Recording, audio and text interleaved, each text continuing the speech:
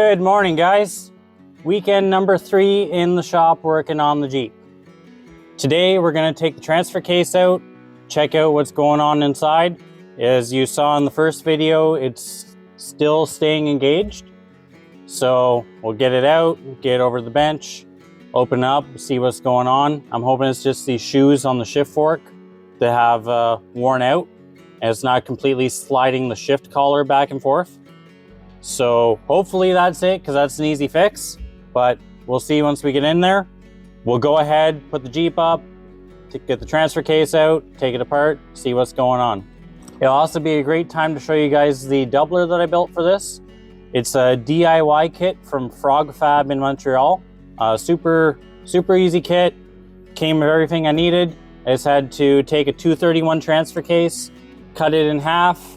It comes with a plate that you weld in. Once you get that in, you bolt it together. It comes with the stub shaft, everything you need. It works really well. It doubled my crawl speed, which is awesome on a Jeep. So we're gonna go ahead and rip right into it.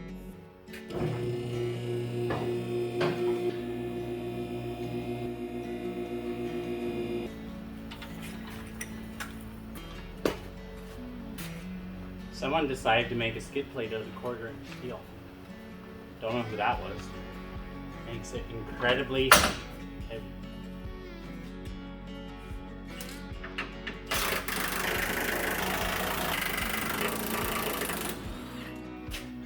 And down we go.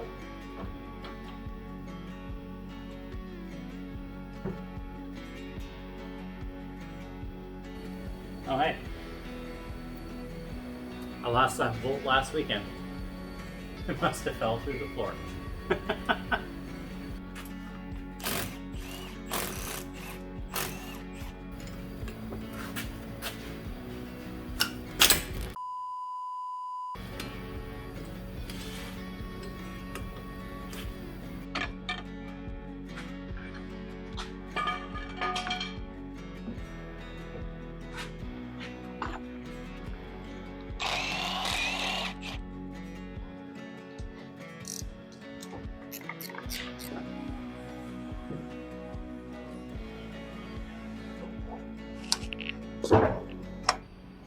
Well, I have some really good news.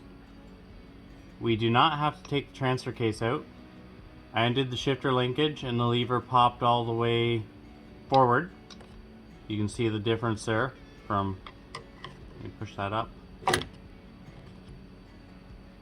where it was to where it wants to be.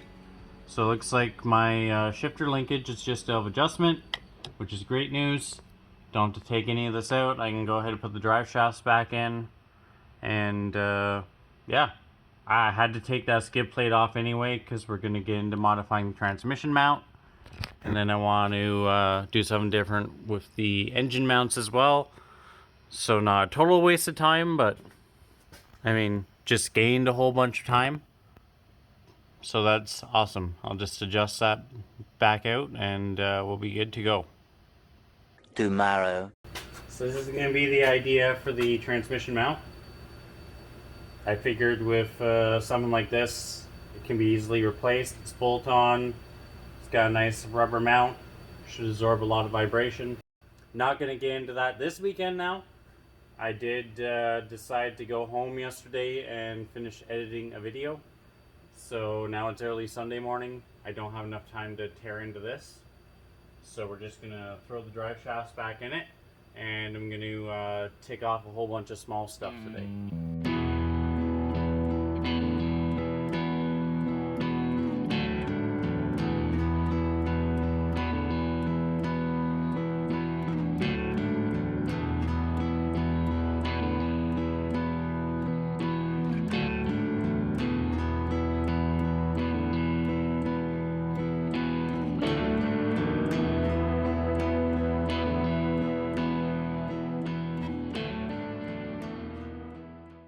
(3:28 a.m.)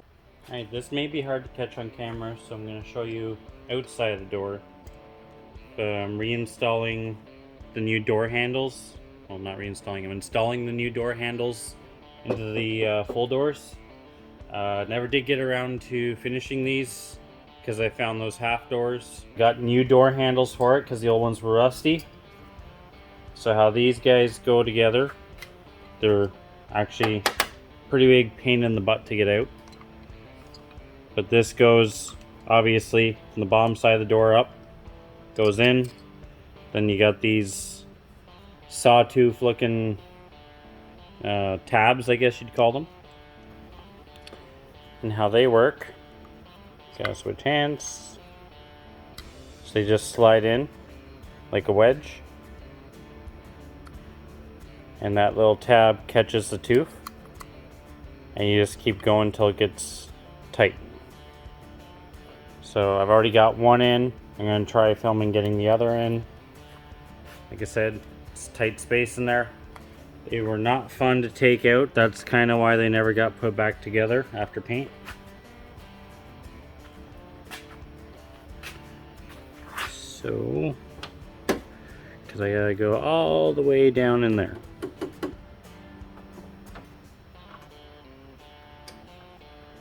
So it might not be too bad. So now that I have it in place, just gonna take a punch and a hammer and gently lock it in place. As gentle as I can. Little teeny tiny cotter key. They have to get into there, so I'll try to get those in with a needle nose plier. That keeps the rod from popping off. And then the other thing gotta do is put the lock cylinder tab back in. That one's not fun either because it's over here on the other side of the window channel. So you got the lock mechanism, the window channel, and then the cylinder is over here. I'll push it in, you can see its rod. Alright, push back in. And you gotta just feel for it. Okay, that one went really easy. Alright, I'll get that small cotter key and try and fish that in there. Sorry, that's as clear as I can get it.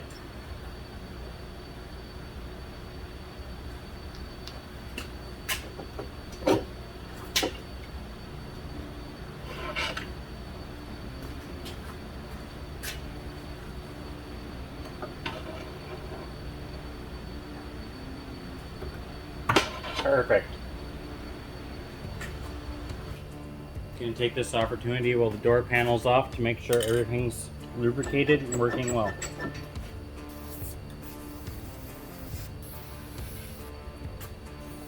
Go ahead and put the plastic back.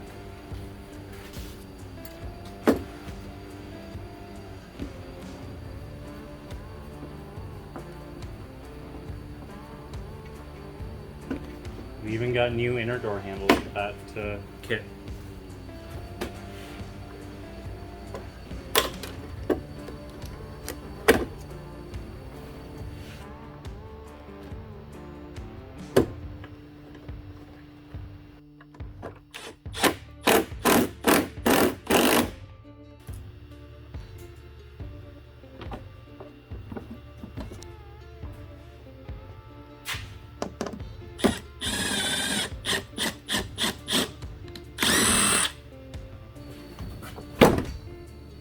Oh, missing the U-nut.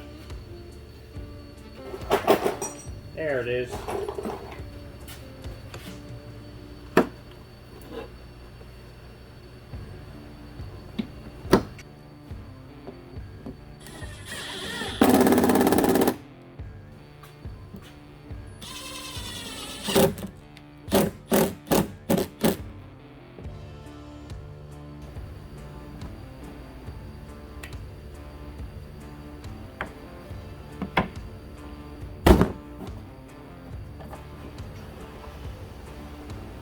Just gotta do the same for the other door.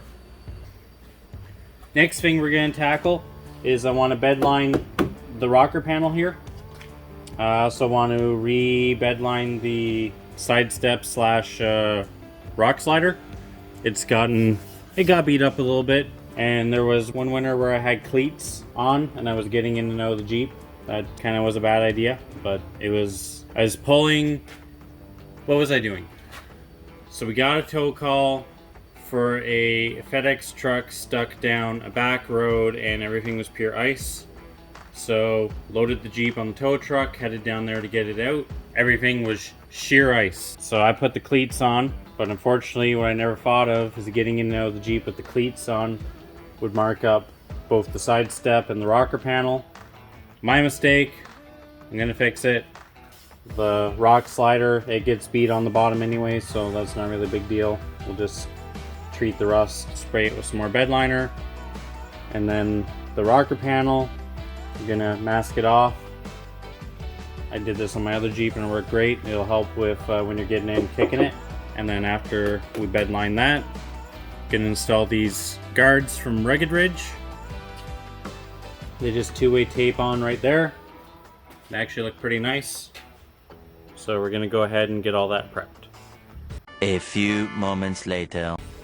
So I just sprayed it down with some degreaser. Get that dirt off. The rock slider really doesn't matter. That thing's gonna be painted multiple times in its life. But the rocker panel is probably gonna be a one-shot deal.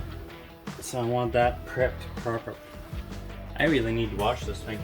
It's dirty from sitting around waiting for me to work on it. I'm gonna go grab some masking tape and I'm just gonna follow those lines. Thankfully I have lots of paint supplies left over from the 57. That will be coming to a YouTube channel near you soon. I just need to find the time to edit.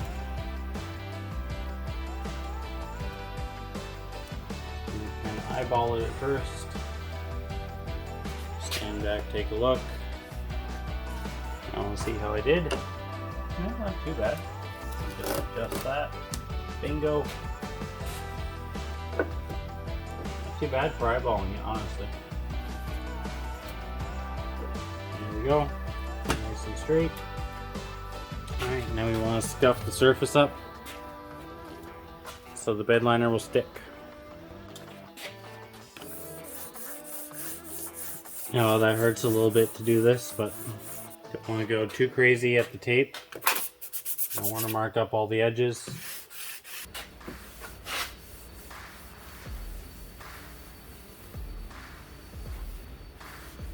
Wipe it down with some thinners.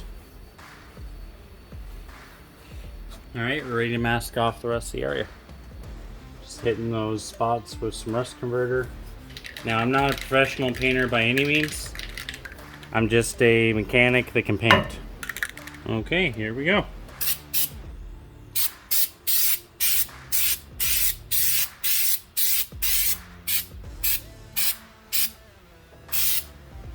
The nice thing with this stuff is there's not a lot of overspray. I find the particles are so heavy that anything that doesn't land on what you're painting falls right to the floor. Let that tack up for a few minutes and come back for another coat. Alright, ready for another coat.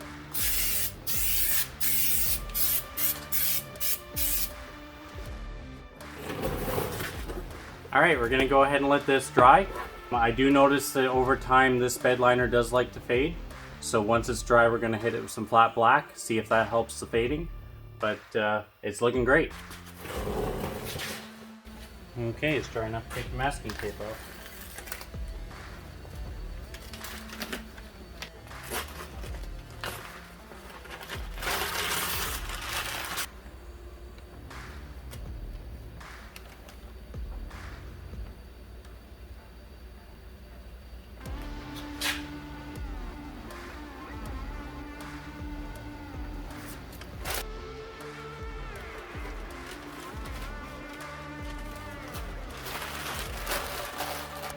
You want to take the tape off while it's still a little bit wet.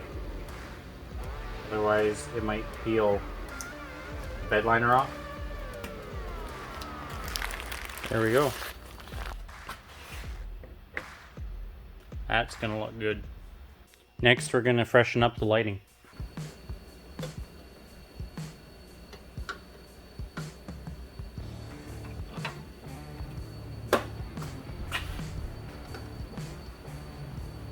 Amazingly enough, these are original headlights. You can tell because they say Wagner Bright Light. Although I feel like their name is misleading if you've ever driven TJ stock headlights.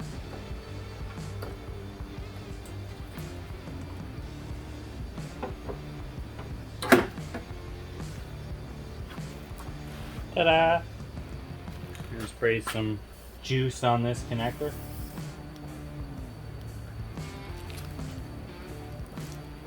Make sure you got the headlight seated.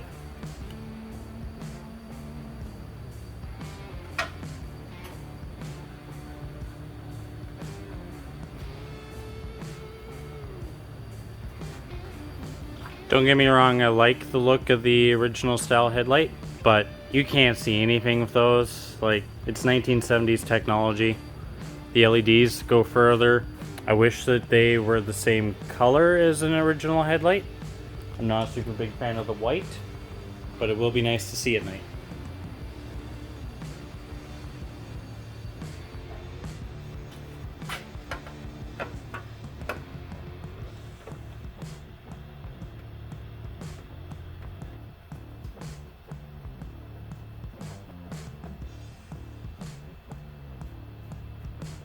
Alright, time to do the same on the other side.